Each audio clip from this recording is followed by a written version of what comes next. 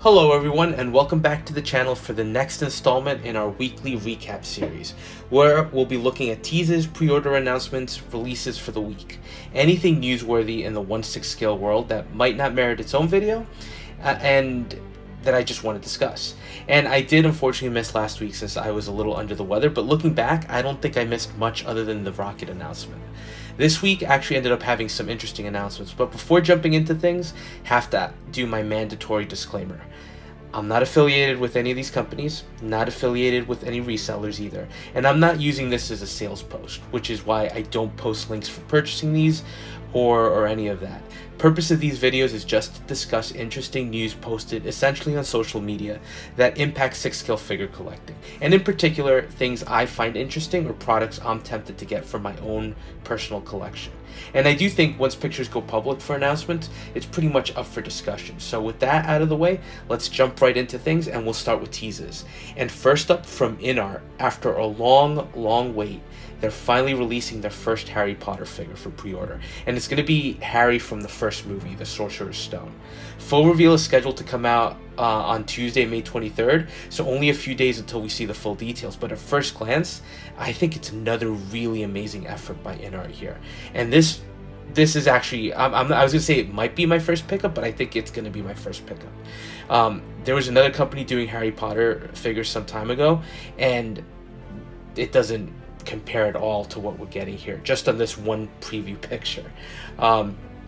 I mean, with the cloak on, you really can't see much beyond the sculpt, but zooming in a little, and yeah, I know that's maybe a little crazy, but zooming in, I love the Hogwarts patch on the cloak, and even the scarf looks like it has some really amazing texture to it. I mean, it looks real. And then Hedwig, that looks lifelike. I'm not sure if that's sculpted or if they actually use some kind of material to imitate feathers, but it looks incredible. And then the sculpt for the figure itself. I mean, what else can you say here?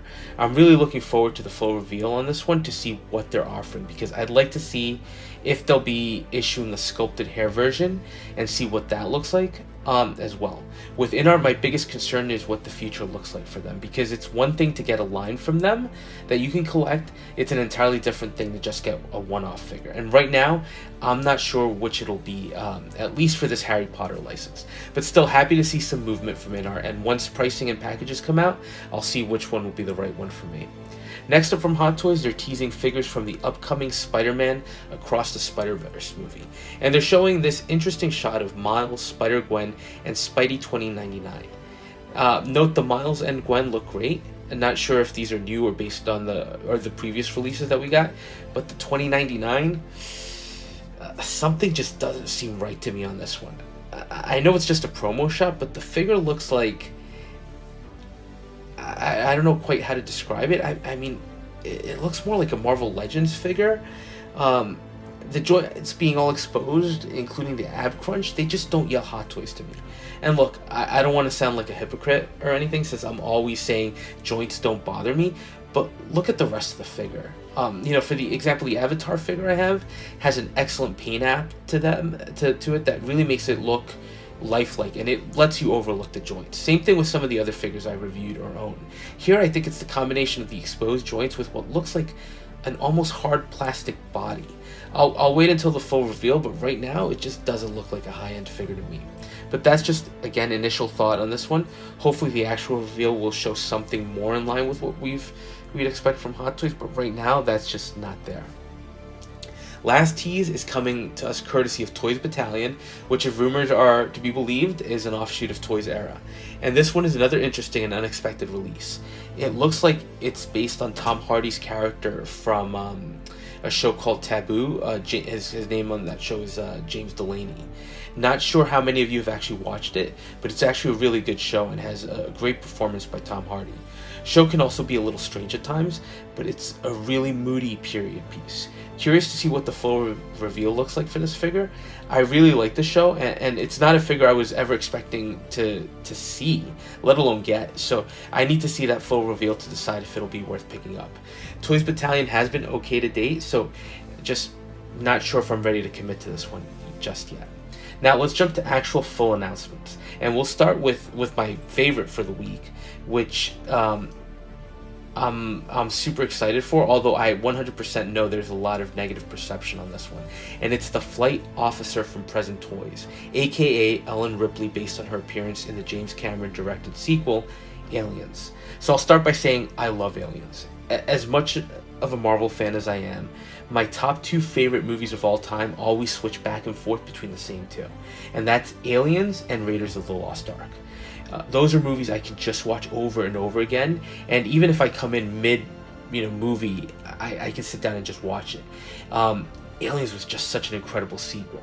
So Hot Toys did release some kits during their early years, and I have the original Ripley kit they did from Aliens as well as Drake, but I missed out on the rest of the Marines, and at one point they were selling for a lot of money. I will say those figures are great, but also extremely dated. Just compared to what we're getting now, there's no doubt that we can do better. So in steps Present Toys. And before looking at their version of Ripley, can I say that however you feel about the figure, it's at least exciting that we're finally getting some love for these older properties. So jumping back to the flight officer, I actually really like her. I do think the sculpt, I do agree that the sculpt isn't 100% there, but I think I think you can tell who it's supposed to be. And if you use that original Hot Toys kit as a frame of reference, this is already so much better.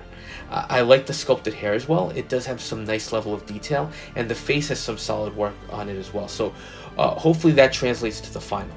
I think the weapons look good as well, very much what we saw on screen, and I think her clothing set overall looks good. Now, there are a ton of inaccuracies here, some of which Present Toys has actually already addressed, and we'll get into that in a little bit. But first of all, the chest rig she has with the shotgun shells, those should actually be like silver grenades. Second of all, her pants, they're showing this dark gray, which works, but they should be blue. Although, again, like I said, this is something Present Toys already said they're going to fix. The other issue with the accessories, the pulse rifle and the flamethrower are shown as individual pieces. In the movie, when she gears up for that final rescue, she tapes those weapons together. So, again, Present Toys has followed up and noted that they'll be providing straps that would allow you to join the pieces together to achieve that same look. And I think the final inaccuracy is the satchel she has. It looks good, but in the movie, she's supposed to be carrying the motion tracker that she's using to look for Newt. So, I don't want it to seem like I'm trashing this release, because I'm not. I'm actually pretty excited for it. And then you've got the base, including the egg and the face hugger. So I think that's an amazing piece overall. The other reason why I'm excited, though, is I actually do own, like I mentioned, that original Ripley kit from Hot Toys. It's still in the box, completely unassembled, but she does come with those grenades. So I think I can poach those here and replace them on the Present Toys harness to get a more accurate look. And she also includes the tracker, so I'll be able to replace the satchel with the tracker. So I'm going to sacrifice that original Ripley to improve on this one.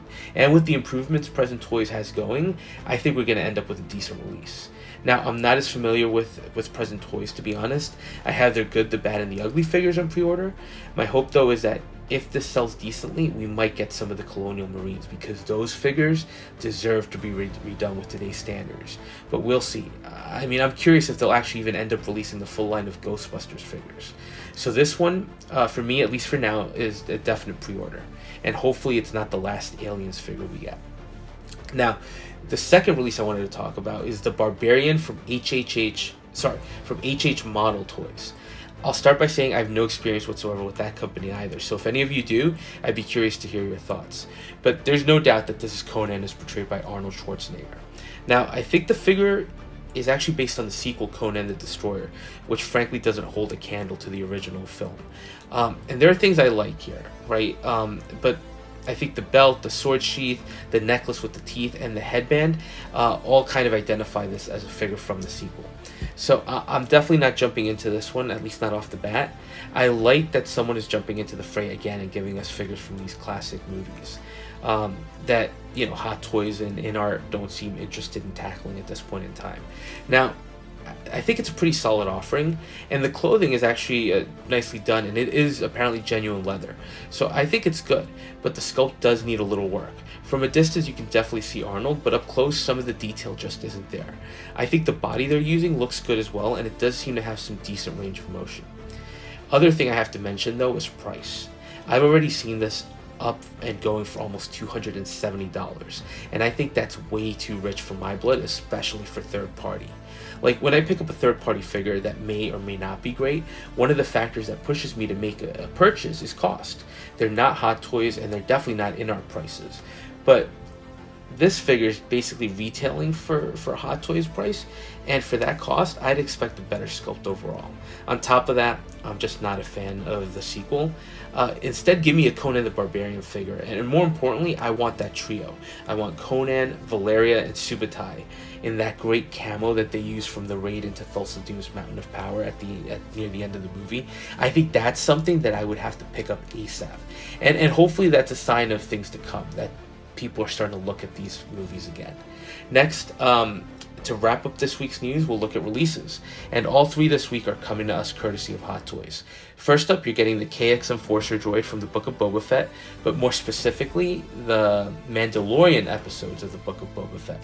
So, when this got announced, I thought it's a great opportunity for people who weren't able to pick up K2SO from Rogue One. And even though I'm not a droid collector, you can't deny that this figure came out great. And in particular, I like the Terminator feel here that we saw in the show and in that flashback scene, and that these photographers were able to recreate, because it does feel like a Star Wars version of the future war scenes in Terminator.